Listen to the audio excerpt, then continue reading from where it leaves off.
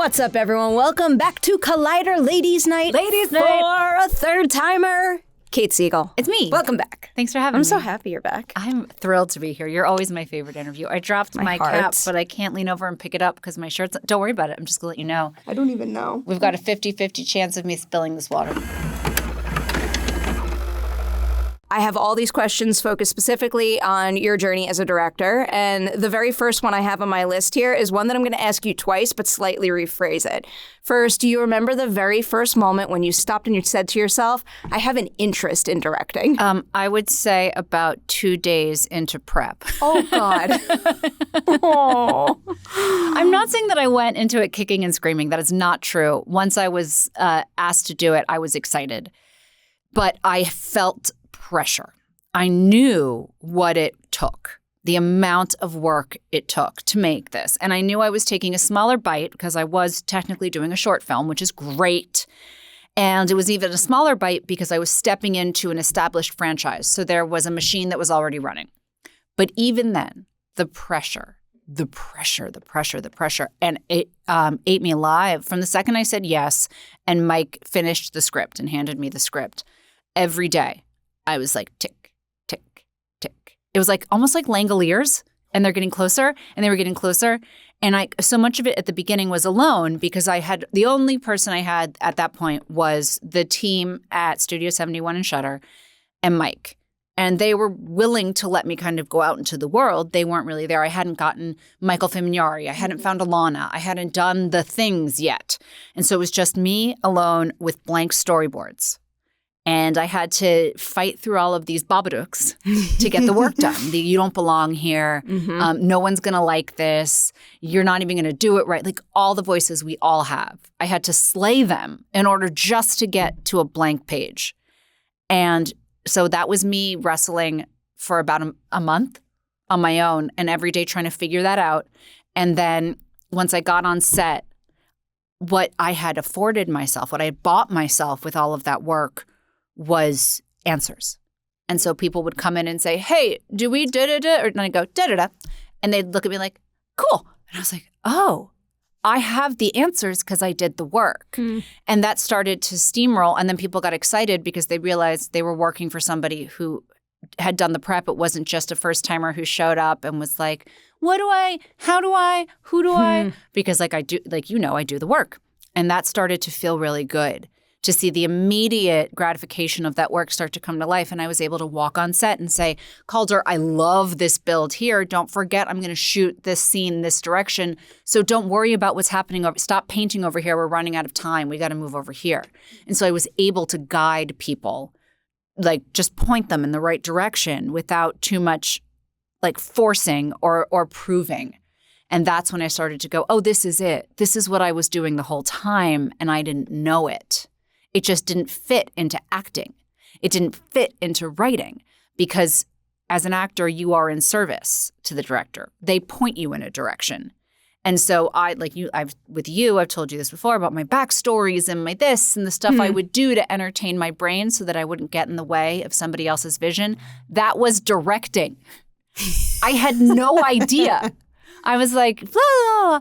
And then when I finally started doing it, and letting that part that I had to use for fun to distract myself be the focus, all of a sudden it was like I was in a bike or a car and the gear like wasn't quite hooked in and it was like, oh. Yeah, sorry. There's a lot of like noises and like feelings about it because I'm still realizing it as I'm having these interviews about how much I loved it. That's actually my next question, my other version of this question. So I asked you when you had that moment where you thought like I might want to direct. Did you have that moment yet where you've been able to stop and say to yourself, I am a good director? I think I've used this quote before on this show, which is Andy Warhol's, it's not up to you to decide if it's good or bad art. You just make art. And while someone else is deciding whether it's good or bad, make more art. And that's completely paraphrased. But Jennifer Kent said this, and I love this. Mike asked her the same question. When did you know you were a filmmaker? And she said, when I started making a film. And it was the same way. Like the second Josh and Shudder and Studio 71 said yes, I said, okay, I'm a director. Fine. Like, I'll be a director.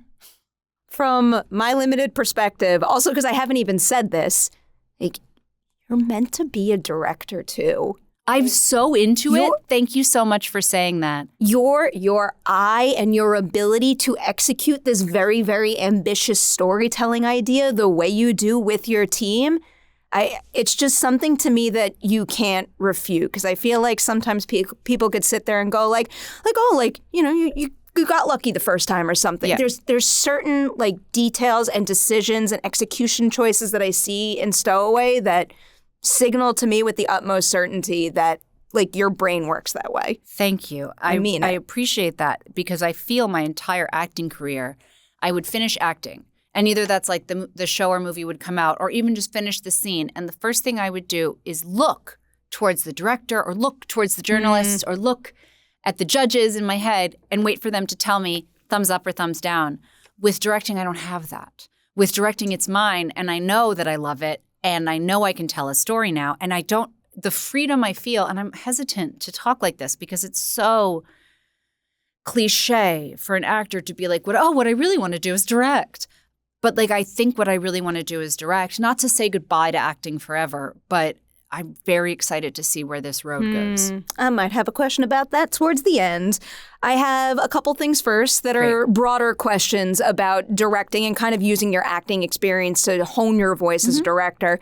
The first thing I wanted to ask was, what is something that you have observed a director doing in the past that you admired, back-pocketed, and applied to your work on Stowaway? But then also, what is something about your approach to directing, making art, and leading a set that you think is uniquely your own? Something that'll make someone go like, that is a Kate Siegel production. Ooh, fun. So something that Mike does on set, before you start any scene, I've only seen him do this. He stands up in the middle and he goes, okay, welcome to scene 13-4, and then tells the story up to this point so that everybody knows where they are, what they're doing, and they feel committed to the story. And he's like inviting everybody to come be a part of the team. And like, this is the story we're telling. This is after all this has happened. And then this happens. And then she goes off to that. And by bringing everybody together in that moment, it really sets that team mentality. And I was like, that's great. I'm going to take that. And I did. I'm obsessed with you guys. Just like your mentality about approaching this and making sure everyone feels, you know, like up to speed, fully involved and like they matter. I just always hear that kind of like leaping out of your answers in interviews, and I appreciate that. It is 100% true of every set I will ever run is that everybody is included and they matter. And you don't have to be perfect. You don't have to be, you don't have to crawl on your knees through broken glass to get here. But like you will be respected when you get here. Even if you make a mistake, you'll be respected in the mistake. I hope you make a mistake. That's sometimes when the genius happens. Like in Stowaway, we had more than a few Jaws moments where we're like, oh, that didn't work. What are we going to do? And we shot around it and it became some people call it out as their favorite moments. And so that is important to me. What was the second half of your question? What is something about your approach to directing that will make people know this is a Kate Siegel production? I hope to always flirt with the avant-garde in terms of shot structure. I approach my storytelling from an emotional point of view as opposed to a technical point of view, which I think is what being an actor has brought me. And I want the camera itself to evoke emotional states. So that will always be there because that's how I know that's how I speak to my DP. That's how I speak to my gaffers. That's how I speak to my sound designers. That's how I speak to my color mixers in terms of emotion. I want to make them feel this. What do you know how to do this? Because I don't know. I'm a first timer. I'm green. I'm here. I'm so excited. But I don't know as much as somebody who's been doing color for 20 years. But if I say to them, the scene is feeling a little bit too open. I need it to feel more closed. I need it to feel harder to get to, she's harder to access. And they're going to pull things in and out. Of course, sometimes I say, her socks are too white. Can we make her socks less white? But when it comes to overall feel, I like to talk in emotional tones. I love when I hear answers like that. I'm like, I could see that. We'll get to the part that I want to highlight soon, but I can feel that, especially towards the tail end of your movie. Yes, and that was important to me too. There is a setup and a payoff in Stowaway that because in the last 5 minutes, we go so completely off the rails that the beginning had to be it had to have weight to it and emotional weight and like sharp squares, words. Let me talk about this. It had to be traditional and fully color and like warm feeling, and you feel the heat of the desert and you feel the weight of the camera, so that when I move you into a place where there is no weight of the camera, that I'm leading you to that, because I've made you feel how hard it is to hold that camera and You're like so true. that. I think about that all the time with found footage in general, because who hasn't just for fun, like taken their camera and tried to make a found footage movie? It is so difficult to replicate in a found footage film what it really looks and feels like to hold a camera and shoot something. Especially because a lot of times Alanah was in makeup, and because of the schedule of VHS, I was operating. And I was operating the camera. And I'm allowed to do that because it's a non-union project. I can't touch a camera on a union project. But the rig, because we're using a full Alexa, the rig is it looks like a scoliosis brace with like a huge banana and a bungee and the camera. There's nothing that is equivalent to the Betamax that I gave Alanah to rehearse with. And so I was like, God damn it. Okay. And I'd like walk around and try to figure out how to make the camera express disappointment when one of her subjects wasn't giving her the information she wanted. I was like, how do we feel Alanah's disappointment through the camera work? And that was in particular when Josh disappoints her. I love spiders. I love seeing him pop up in this. The way I'm going to center an entire storyline around Bubba Quails, which is not the name of the character. I don't know where that name came from, but I loved it so much. That delighted me. That delighted me. And one more big, broad directing question for you, specifically about directing actors. I'm going to phrase it a similar way. What is something a director did for you in the past as an actor that you appreciated and now try to give to your actors on set? But then also, what is something you wished more directors did for their actors that now you know you will bring to your ensembles? I think at times and I haven't experienced this on Mike's set. I'm thinking of a specific set that was not a Flanagan show. There is a lack of respect for the actor as a person or artist, where everyone's kind of annoyed with the actor's process because it's a little time-wasty or it's a little navel-gazy. But, like, we allow the lights to be moved for so long. We allow so many barn doors to go up. We allow so many like moments of technical pause. We allow the sound department to adjust an actor after every take. But if an actor is like, I just need a second to get in there, you can kind of feel sometimes the AD roll their eyes. And it's just because, like, come on. And it feels indulgent, but I happen to know that it's not. When you need it, you need it. And so I want there always to be space for everyone's process. And if it's a problem, listen, if my sound guy was wasting time, I'd talk to my sound guy. But I'm not going to talk to him on day one. Like, I'm going to let it and see what it is and see if there's a way for me to get in there and help. The thing I will always bring to my film sets is actors are often asked to do physically uncomfortable things. Not something that's like obvious, like a stunt. But if you're doing a scene that's on your knees, but you're doing it 7 times from like 12 different angles, some people don't think about knee pads. And so I'm always having the comfort of my actors in mind. I appreciate that. I feel like everyone would be better off if they not necessarily did to the fullest extent, but at the very least, like, tried everybody else's job. Absolutely. just to feel what it felt like. Yeah. The little bit of time I spent in film school, one of the greatest classes I ever took was directing the actor. None of us were actors. We were all either going to be like directors, writers, or producers. Every single one of us had to act and feel what it feels like to be directed and then get the reverse experience. And like that one moment, that one exercise completely changed how I viewed the craft of acting and what it takes for someone to put themselves in that headspace and actually do their job. And you have to, like with every actor, you must unfortunately, you must take the time. I don't say this unfortunately because of actors, but because there is time to learn how to talk to them. And that can take time because being an actor is a vulnerable thing. So most actors I know create a series of layers in front of that so it doesn't get hurt. And then plus the nerves of being on set and plus the expectations and blah, blah, blah, blah. And so a lot of times I find myself wanting to let actors talk when they get to set early and give me all their ideas. Like, what if we move the camera over here? And like, even if I know it's going to blow up the whole day, I'm just going to let them get it all out. And most of them will talk themselves around back to where it should be. But then at least they feel like they've been sitting in a trailer for 4 hours. They need to come out and feel like a part of the team. I don't know, man. I've only done this once. These are my thoughts, my esoteric. I worked with one actor. I mean, you keep saying you've only done it once, but it's backed by like a wealth of industry experience, yes, that's true. And it all overlaps. And I think you see a very clear understanding of a multitude of aspects of filmmaking on display in this one now. Can we do something since I'm a third-time guest? Let's hear and it. I will be a 10-time guest. Oh, yeah. In 5 years from now, let's say 5 years, okay. I would like to see this interview here in bits and pieces and be like, you said this. Is this true or false? Because I know it's going to change. One of the things I loved about Stowaway is that I know in my heart it's going to be my worst movie. It's supposed to be. It's the first one. So good. But its only job was to get done. And I'm going to watch it and be like, oh, look at you.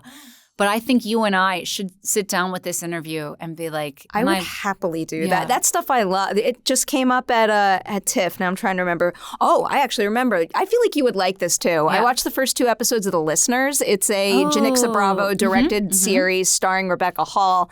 And you know how we have to like always squeeze in our little newsy questions. And I also love passing, so I love her work as a director. Her next movie, she's going to be directing and starring in it. And so I asked her, I'm like, I know you haven't started yet, but how do you think your process is going to change by wearing 2 hats instead of the one? She's like, well, I haven't done it yet. I'm like, that's kind of the point. I want your answer now, and then I want to ask you the same question after you've done it. Yeah. I love those thoughts. That's really smart. Oh, all right. Some story specifics now. This is my favorite story development question to ask. For Stowaway, what was idea number 1, the concept that started it all? And then also, did you and Mike have a break story moment along the way? Something you came up with that made you say, it is whole now? So my first pitch was a musical.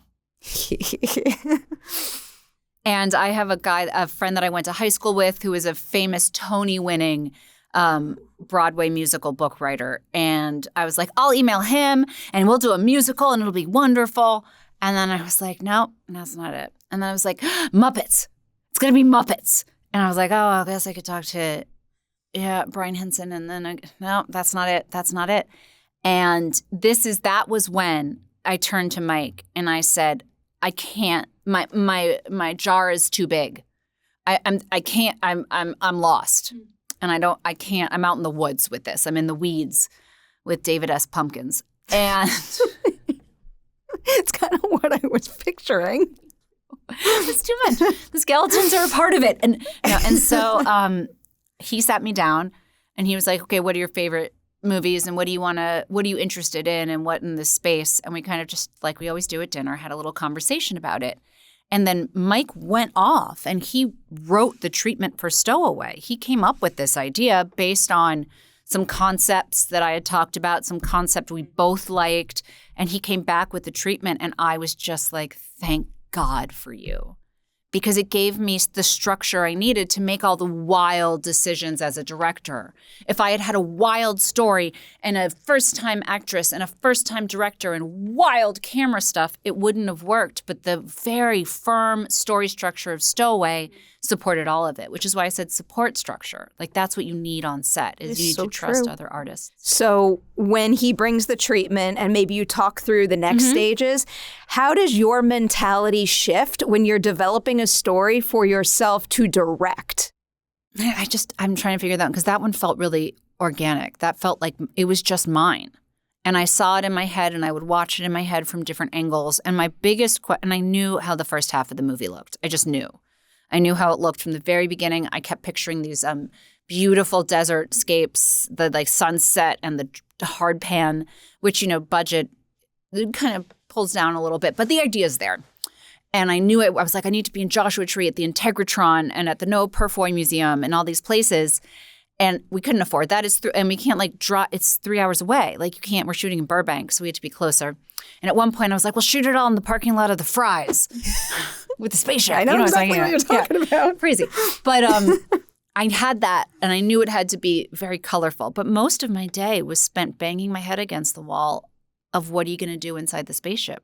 What does the spaceship look like? What are the filaments doing? How are you going to float things? Floated things. I floated things. You floated things so well. Somebody else got to jump out of a fucking plane. I was like, why couldn't I know? But I was like, he got plane footage. Why couldn't I be on the vomit comet for like 3 shots? That was the set that I went on too. And I will tell you, I didn't get to be with them when they got the footage of them jumping out of the plane. I was on the ground in the orange grove. Mm-hmm. I will jump out of planes all day long and I won't break a sweat. None of that scares me. I have a horrible fear of bees and stinging insects. That orange, when they sent me the call sheet, it came with a warning in yellow and black letters. I just like grew up that day and I stood on that set and I was like this the entire time. But I stood there and those orange grove trees were swarming with bees the whole time. I mean, not to play one up, but I'm glad you weren't on my set because we were attacked by a swarm of bees. What? Yeah. So we were in the desert scouting for all the desert locations, and we had the snake wrangler because they were like, oh, yeah, this place is covered in snakes. And we're going to shoot at twilight and dusk when all the snakes come out. And at some point, I'm standing off in the distance, like literally doing this.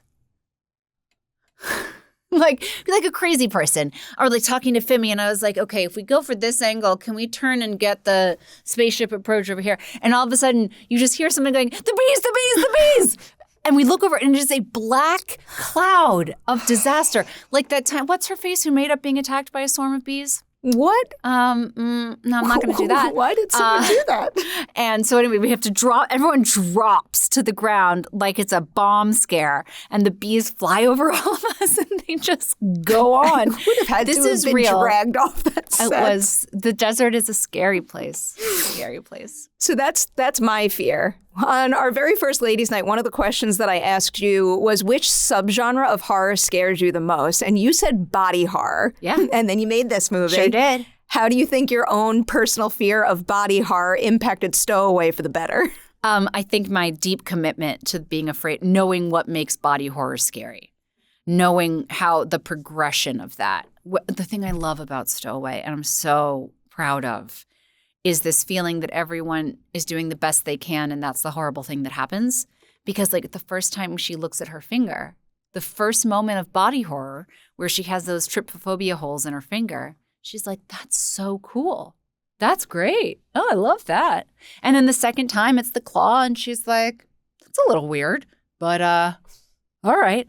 And you feel that creeping sense of like you're losing control of your body, which you know this and I know this, being a woman is a constant, ever-evolving body horror. And so that is a feeling I wanted to get in there, that it just like takes you over. There's a line at the end that was, no more, no more. And when I was talking to Alanah about it, I was saying, you know that thing when you get sick and you have the flu and you're vomiting and you can't stop vomiting and you're laying on the ground and you start to get nauseous again. And you're just like, oh, God, no more. Yeah. And it's not the like what we think of when we think of body horror, which is like yelling to the skies, no more. It's just that like, oh, no, oh, my body. Oh, it's so much more like the oh sounds. I feel like I'll just make this very clear at this point because I have one follow-up question that I just have to ask right now and I can't save to the end. So spoiler warning if you have not seen VHS Beyond. Go see it. It's on Shudder right now. All the segments are phenomenal. And again, it's so good. We're going to be sitting here in 5 years and you know what? We're going to be like, you were right with all your answers. Your short was so good. And you're going to have made so many other things as a director that's going to wow me. Maybe that, I know but the first stuff, nuh-uh. So no more. In her future, is there a no more or is it a never-ending cycle? Never ending. They're good at their jobs. Everybody is good at their jobs. I guess eventually... I knew that was going to be your answer. I don't even know why I dug that hole even deeper for myself. That moment was bloomed out of a seed that Stephen King planted in a short story called Big Driver. In that story, it's one of the only times Stephen King does a real rape scene. And I was like, what? Steve? Like, it's just not his thing to do full rape like that. And at some point... she's coming out of consciousness and she wakes up and it's happening again. And she says no more. And he says lots more. And I hated it so much. Just that idea. I could feel it. No more, lots more. Oh, that hurts. I hated it so much, and I knew that that moment was going to come back for me because it affected me so deeply. Do you know what collection that story's in? After Sunset? Oh, okay. Is that right? It could be. I will look it up for you, but it was a recent one. Okay. Okay. Big Driver is the name of the story. I just keep re-listening to Life of Chuck over and over. It's much more hopeful. Yeah. Or at least it puts my mind at ease in a way that I always need. Before I get into alien and space stuff, I want to make sure to highlight Alanah, because you know how obsessed I am with her work in this. Really something else, and all performances are challenges. I feel like the found footage format above all else requires the utmost natural work from an actor, or it just doesn't work. And right from the moment your short begins, she delivers big time. Yep. Last time we were talking, you told me that you wanted someone for that role that didn't feel like an actor. Mm-hmm. What was it about her that signaled to you she would give that, but also she'd be able to handle the job like a real actor? Alanah had all the building blocks. They were just stacked in a different direction. She had done a ton of voiceover work and work in video games. She's a very, very successful YouTuber. She's been a journalist. I learned all this after the fact, because the second I tweeted about her, everyone's like, don't you know her? Yeah, she's hugely successful in her arena. It's incredible. She's probably my most successful friend. I looked up a lot of her stuff after. Yeah, she's fantastic. And more than that, she had the temperament. Like I'd hung out with her a bunch, and I was staring at her because I heard I had a moment where there was an actress I wanted, who I had really thought about from the very beginning. And then again, however you think about it, VHS is a non-union project. And so I had to choose a pre-SAG actor. And I had the choice of going to auditions or finding someone that I thought I could mold. And immediately I was like, oh, Alanah requires almost no molding. She just requires being put in front of this camera instead of that camera. She's very thoughtful with her work. I'm so glad she's getting the accolades that she's getting, because she deserves them wholehearted. She was very easy to direct and required very little direction. You just kind of had to nudge her one way or the other. Like in the beginning, the first time she's on camera, she's delivering a flanologue, which, you know how we love our flanologues. And all of those mistakes were added in. Those weren't things. So we would dial that in, and she was running it. She was word perfect. And I was like, I think we need her to be a little less good at this. The only thing I was dialing her back from was the fact that in the 90s, we didn't spend all that time in front of the camera. We didn't know what ourselves looked. It was harder. And so she was so comfortable. I kept saying to her, teacher instead of YouTuber, science teacher instead of YouTuber, because it got really familiar. And I was like, that wasn't a style until 2010. That wasn't the way that people talked to camera until then. And once you started doing those things, she's very much similar to me in an actress in the way sometimes you need to get in there and give her something really esoteric and really like emotionally based. And sometimes you just say, hey, can you turn your face the other direction? You're covering yourself with a shadow. And she responds to both equally well. And it's just a matter of reading her in a moment and being like, I think she needs this, and sometimes like, oh, no, not that. Sorry, it was the other one, and I just loved getting to know her as a performer, and she had such great ideas. She's the real deal. Oh yeah, she's mine forever. I mean, nothing personal, Alanah, but I mean, I understand. I like the collaboration. I want you all to branch out and do everything and anything in this industry, but I like the two of you working together quite a bit. I threatened to throw birds at her, like Alfred Hitchcock. Okay. See, she would get that reference. My mind, because I have a hummingbird obsession, immediately went to like throwing hummingbirds. And that's what I started to picture. Hitchcock was throwing birds at Tippi Hedren. And I was like, Alanah, if you don't do your job, I'm going to throw birds at you. Okay. Yeah. Okay. I have two serious questions to follow up on that. But there's one other thing that just popped in my mind, because I can't remember if you said this or I read this somewhere else, that you pitched this to her when she was at a game night and you were playing charades or something. This was something I was going to add to Dicey Questions and then I didn't. But now I just want to ask it, because I know you do a lot of game nights.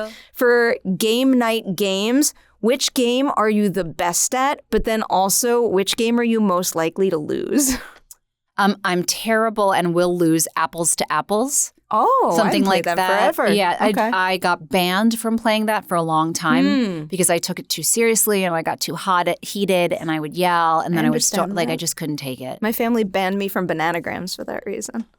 I'm too competitive, and then I take away the fun for everyone That's what I'm saying. else. You take away the fun from everybody else, and no one likes confrontation as much as I do. I literally have a bag of bananagrams sitting on my coffee table, and no one will play with me. No, I'm so sorry. You are not allowed to play honestly, that anymore. I deserved it. I get it. You should come and play. What I love to play is Blood on the Clock Tower. And What is I'm that? great at it. Have you ever played Mafia? Yes. Yes. So if Mafia is checkers, Blood on the Clock Tower is chess. Okay. So it's a social deduction game, like who is the demon, but everyone has roles and some people's job require lying and some people's job get information every night. And it is so much fun. And I started out really bad. And now Mike has gone full, like, what is the guy in Knives Out? Investigator Gator, Mr. Daniel Investigator. Craig. Daniel Craig, whatever. Oh my God, I can't believe I can't think of his name right now. But whatever it is, that's Mike. He's become Okay. like a total investigator, and I'm just a riotous little chaos agent, and it's really fun. I'm so into it. I can't tell if I'd be really good or really bad at that. Most likely really bad because I'm a shitty liar. You have to start bad at this game. Okay. There's no way in where you're great Thank you at for this giving game me an right away. excuse. But we love introducing new people because no one knows if you're being a shitty liar or if you're being Well, now you know my really secret. creative. You can't tell anyone my secret. No. I'm for the good of the team now. Okay. I've been in therapy since the apples to apples incident. That's what I need. I need bananagrams therapy. Maybe you Forget do. about my Babadook. I just need therapy Once for my gaming. again, I would like to bring you back to the Babadook of yours, which is that you don't deserve. And so you need to fight for yourself and your point of view you don't think you deserve. I need to do that more often than I do. Back to Alanah. So I had two follow-up questions. Okay, I remember one of them.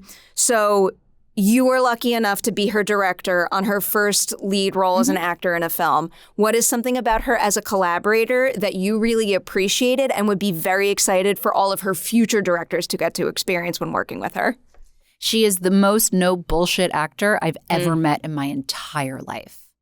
Like, she will tell you what's going on, how she feels, if she's okay, if she's not okay. She's sitting in a room for 4 hours. She's like, all right, that's fine. Here I am. She doesn't like something. There was a piece of her build that made her gums bleed. And I was like, what? And I was apocalyptic with anger about this. And she was like spitting bloody saliva into a cup. And she's like, it's cool. Get the shot. And I was like, it's not cool. We don't need these. Let's go. But she is, that wasn't false. Like, she didn't then go to the makeup trailer and bitch and complain and call her agent. She just was like, well, it is what it is. There was another thing that happened to her that I will tell you after this interview is over. Okay. We're filing some of these away. Yeah, we are. Okay, I'm curious. Here's my other Alanah question that I really wanted to ask. Oh, here's how I'm going to phrase it. So you go into this knowing that she's very capable of pulling this off, very excited to work with her. Even with that knowledge and that confidence in her, what is something she did on the Stowaway set that made even you stop and go like, my God, I knew you were going to be good. Never realized you were going to be capable of that. There's a moment where she realizes she has taped over her daughter's birthday party. And she sits back down and quietly thinks about it for a while.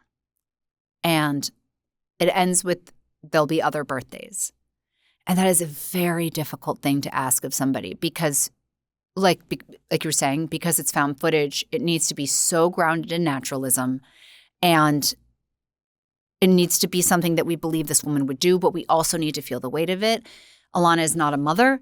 Like, there wasn't something immediate she could pull from, but she knocked that so far out of the park and into the next park and into 3 parks down. And I just had her do it over and over again because I loved it so much. I just wanted to watch her do it. I can't say it enough. She's the real deal. Really special. So from Alanah, I wanted to go to the creature work and the ship.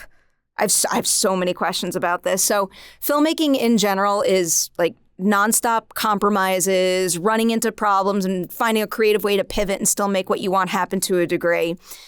Can you tell me something either with the creature design or the ship that were like non-negotiables for you? They were reaches, but you knew you needed to have it no matter what. But then also tell me the opposite of that. Something that you came across and you're like, you know what? Our production and that idea, they don't pair together. Maybe I'll do it in the future, but not right now. I know I needed an alien. I knew I needed an alien. And Okay. I made some compromises on that. The other question was the original ship in the script was very sleek and round and had like an egg feel to the inside. And the filaments actually weren't attached to the side of the wall. They shot up and down like webbing. And at one point they're supposed to like, whoom, whoom, and that's how she gets cut. Huh. And the ship itself is supposed to have its own sort of bioluminescent thing, whereas she moved through the space, it glowed around her. Really high-tech shit. We don't have any of that money. And when Calder came in, his pitch for the ship was amazing. Like, he's been doing cardboard art as like his piece, I don't know, his like reason for being. They call him the cardboard king. He does these huge cardboard installations. And he came to me with this like cockroachy feeling skin with ribs. And then like he brought me the egg slicer thing. He's like, what if they did this? And I was like, that's so cool. And so talking with him really inspired me in a different direction for the interior of the ship. And it changed the way I was going to shoot it too, because the way we talked about it was inside the ship should look like that very murky underwater like videography where it's like you feel all the grossness and the algae just at the sides of the frame. And then once you get into infrared, the whole thing opens up like a cathedral or a cave. Still can't believe you shot IR. And the whole thing was IR. My God. I remember when someone told me that like a while back. They're like, I don't know how she's going to pull this off, but Nope. that's what she wants to do. Looks good. It was right. Looks good. Couldn't have been done. We wouldn't have bought it without it. And it's justified too. Yeah. It's justified. We needed it. I like seeing swings like that and then watching the finished piece and knowing like that was necessary and it was worth whatever you had to do to make it There happen. was not a person involved in this production that did not have to be convinced. Long conversations, long explanations about why I'm choosing to use it, why I can't use anything else, what it will look like, how it will elevate the piece. And to their credit, everybody eventually said yes. Nobody didn't change their mind, but everyone started with, so here you want to do infrared. You could just not do that. And I was like, no, we have to. And I had to, one by one, change their minds. Great success in that respect, and it pays off big time. More creature ship questions for you. This I ask because I think you do it exceptionally well. I don't want to throw other productions under the bus, but I feel like when you have that kind of, practical creature work and set design, this can often make or break it. Knowing how much to show and when to hold back. So what was it like finding the right balance, in terms of like Michael Famignari's work, but also with the lighting, how much you needed to show and how much you needed to obscure? I mean, I wish there was a better answer than if it doesn't look good, don't shoot it.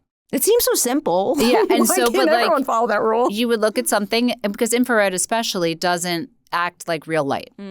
And so getting everyone to understand that for creature design, you can't shade in reds. You can't use any skin tone. You must do this. And I start sending out videos of, they have color videos of how they did makeup in black and white movies. And I would be like, look at this. Look at how they're using green for red. And some people listened and some people didn't. And whatever. Some people listened and some people didn't. And the light looked how it looks on the day. And so I would shoot the stuff that looked good and not shoot the stuff that looked bad. What you shot looks so good. Thank you. It looks so good. This question doesn't need an answer, but because I know you're a little bit of a backstory and homework nerd like I am, I can't help but think of these things. You're aliens. Do you know everything about them? Where they come from, what they want, why certain elements of their ship are designed a certain way. I could go on and on asking these types of questions. Now, here is something you're going to find fascinating. No. I was wondering. Because all my work had to be on the screen. I only had time to figure, and everything I was doing that I used to do as an actor and hide away in a little box, and I never told anyone but you. Yeah. No, I needed to do all that work, and I put every second of what's on screen I know. But no, I have no idea. I knew that the aliens had to be a certain way to have a ship like this and that, but not really. I mean, not until I needed, because I had needed to figure out every moment of what was on screen. The stuff that's not on screen, I don't really know that much. That's such a beautiful thing to experience. It felt so good. I bet it's probably very freeing. Yeah, there was nothing left in the suitcase. I just I got to use it all. Me asking that question too, I think is a sign of how effective the storytelling is, because I know when walking away from literally any film, when I'm not thinking about those things and trying to like fill those holes in a way that satisfies and excites my brain, there probably wasn't enough to chew on to begin with. That's true. And this is something I love about Stowaway. When we watch it 5 years from now and I talk about how it was my first and worst, that what Stowaway does beautifully is it does enough to invite the audience to do the rest. Because everybody knows we're watching a VHS movie. And we've been with this franchise for 7 movies, so we know the limitations of VHS. And what I hope I did, and what I have received the feedback that I have done, is that I said, hey, we're just going to stretch it a little bit past where you've stretched before. Will you believe that we're in zero gravity? Even though we all know I couldn't have possibly. And like, will you believe that we're in space? Even though we there's this great Mystery Science Theater joke where you see a picture of Earth that's clearly like a composite, and they go, a wonderful, perfectly sunny day on Earth, not a cloud in the sky. And you have that shot of the planet without any of the weather, because we don't have the money to build weather in VFX. Justin's getting people jumping out of an airplane. He doesn't have time to build me clouds. And so I hope that it did that. Like, it filled in just enough for you to go on this journey with me, but I didn't overcomplicate it with lore and backstory, and because that would have weighed down the project. It also wouldn't have made sense from the perspective that the story is being told in. It's like deeply personal, and I think that's what makes the ending of it especially like crushing and disturbing in a very, very well-earned manner. And one of my favorite you have to kill your babies moments, this thing where you have your best ideas, you have to kill them. The original shot list all the way up to on the day actually was a float that went, her hand wakes up, she's brought back to life, and floats past the dino all the way around. It comes back down, and it landed on a macro close-up of her eye, the still her eye, and one nanobot walking back and forth, spraying it with water because it's lidless. And it's all Aeon Flux inspiration. And I love that moment with the fly. And we shot everything up to that. I brought in a macro lens for one shot. I had to split that shot into 2 days because we didn't get it the first time. Shot everything. And then I'm watching it and I go, oh, no, it ends on the dinosaur. It does end on the dinosaur. But I didn't get my Aeon Flux shot. So in the future, I will get my Aeon Flux shot. Speaking of the future, I think we've already established this, but I just want it in your words right now. I am going to assume the itch to direct more is there. Yeah, it's like poison ivy all over my whole body. Yeah, that's the best kind of poison ivy.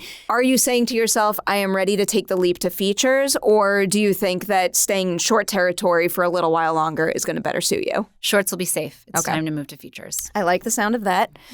I'm going to keep pressing you for answers. This is my biggest question. I don't want to box anyone into things, but you know how much I love genre storytelling. Do you feel most comfortable in the genre storytelling box, and would you like to stay in it for your feature? I think I feel the same way about directing that I feel about acting, is I go where the best story is. And as an actor, certain stories are available to me and certain stories are available to Natalie Portman. And so the best stories that were available to me and are available to me currently are in the genre. As a director, I would, wherever the best story is, where I could, because with Stowaway, I could see it. I could watch it in my head. But when I read the script, and it wasn't the exact same thing. It wasn't a 1-to-1, but there's a certain tone of a bell that rings. And I'm looking for that tone. Okay. I appreciate that. I have so many other follow-up questions that would probably pave the way to a whole nother kind of conversation based on what you just said too. Because I think you know this, the opportunity should be limitless behind the lens and in front of it Absolutely. as well. Whatever you want should be at your fingertips. What is a particular tool you added to your directing toolkit making Stowaway that you would be most eager to put to use on another directing project? Ease. Ooh. That freedom. The freedom we were talking about when you empty out the suitcase and everything that you have is of use to the story. I would like to find a way to do that as an actor as well. Good answer. You're like, I always think, I mean, it goes back to what we were talking about earlier when you were saying the must-haves and you said support. I always think of that in like a literal, tangible way. And then you just come up with this like all-encompassing, like beautiful thing that actually should be the priority. But this is the thing. Like everything I do comes from an emotional place. My answers, my storytelling, my acting, whatever this emotion is. I get it, though. Yeah. I understand it. Before I go, and I can't believe I didn't ask you this last time. I went back and I looked at our other interview, and I didn't end on this question. And we've started ending on this question every time. But before I do that, I do want to ask you a couple questions about Life of Chuck. Because I was lucky enough to get to see that movie at TIFF, and y'all exceeded all of my expectations for that short story that I absolutely adore. And I think it is one of the greatest adaptation experiences for a book reader when something comes to life before your eyes better than you ever could have imagined. There is no better reaction to have. I wrote down 3 questions. My first question, because that is an ensemble with so many different opportunities, so many different roles. Did you always know the role that was going to be for you, or was it one of those situations where you considered any of the others? Mike placed me very specifically in that movie to do that specific thing. Yeah, I like that specific thing. Without spoiling what the specific thing is, I did want to ask you about handling another Mike-written monologue because you've done many of them. Mm-hmm. That one feels, I mean, they're all challenging, but that one feels especially challenging. It was so hard. The whole movie kind of hinges on that speech working. So what would you say is the biggest difference between the kind of challenge that was versus all of the other monologues you've done? You know, interestingly, that was one where the night before, Mike and I worked it. Ooh. Normally, I do whatever I'm going to do for process, and and sometimes I'll ask Mike a question or two. And then on the day, he kind of adjusts. But we didn't have any time. And so the night before and the morning before, I sat there and ran it with him. And he got in there and did it first so that by the time I was on set, we knew exactly what I was going to do. So good. It's such a beautiful beat. My other question for that one is a really good question. I love this question because it's the most wonderful thing and it's the most well-deserved thing. And I'll be honest, I was a little surprised when this happened. Life of Chuck won the People's Choice Award. Crazy. I love the movie. I posted a glowing reaction and all. I knew how special it was. But because of the way film festivals work, I feel like when people think about that award, they think about it meaning a certain thing for this calendar year, and that automatically narrows the amount of films that could win it to a certain pool. And y'all didn't have distribution. You weren't part of that pool at that moment. Hasn't happened in 12 years. What was your reaction? We slept through it. Because, listen, here's a little inside baseball. The TIFF Audience Award isn't like a paper ballot. You just vote for it online with an email address. So let's imagine that a studio wanted to pad the ballot box and pay a bunch of people to spend hours voting for a movie because they know that award makes certain people think certain things. If that was something you wanted to do, it is possible. Chuck would have never done that because they didn't have a studio. And so it's even wilder to think that it won. And what happened was, I think, a positive and a negative in the sense that Chuck will always be a movie for audiences.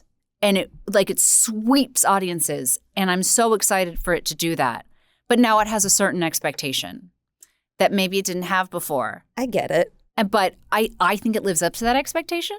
I think the people I talk to think that as well. But we slept through it. We had no even vague concept of that. We weren't in the Variety's top 10 of possibilities. It's wild. Wild. It's so well designed. That was one of the... And the 1-2 punch of seeing you all win that one and then seeing The Substance win the Midnight one. I was just I was beaming movies that day. Movies are back, baby. Oh, the right movies are getting the credit they deserve, and it makes me so happy. We're back in a golden age of indie cinema. Remember, we were just in that golden age of television, and that started to drip, and then everybody, and now we're in the golden age of indie cinema. I like that mentality. I want that to keep happening and keep getting stronger and stronger. Me too. This is the last question of Ladies Night. Again, I'm still shocked I didn't ask you this because we've been doing this for, I want to say a year now. It's kind of teeters into what we were just talking about. People give each other awards in this industry. That is super cool. I don't think we should stop doing that. Correct. Not many people, I feel like this isn't true of you though. Not many people will say good job to themselves enough though. Mm-hmm. What is something you accomplished making Stowaway that you know you will always be able to look back on and say, I am so proud of what I did there? I made it. I did it. I completed it. I'm pretty good at pointing that out. Yes, as you should be. Lots of therapy. Somebody once said to me, no one thinks that Kate Siegel is lacking the confidence. And I was like, ouch. But what a beautiful thing. Yeah. I mean, as someone who very clearly we've established walks around with imposter syndrome and thinking things are going to vanish. The thing. Of course I have imposter syndrome. Every day I walked on set with a tiny little ant on my shoulder going, people will only think you're here because of your husband. But this is the thing. Everyone's got a freaking ant. So it doesn't matter. True. If it wasn't that, it was going to be something else. And if it wasn't that, it was going to be something else. And the only way out is through. That's always the thing. I mean, it goes back to the Babadook conversation at the beginning. If it's not that Babadook, it's a different one. It's Babadooks all the way down. And it's just about managing them and then also like making sure that when we see someone else do good, we always say it. So I will also say, job incredibly well done with Stowaway. I'm so happy for you. And I cannot wait to sit at this table and revisit this interview 5 years later, but also have many, many more conversations in between. Because and you know that you are my favorite journalist to come talk to about. I always am the most honest and open with you because you are so good at your job. I appreciate that. Thank you so much. What a beautiful way to end it. Yeah, man.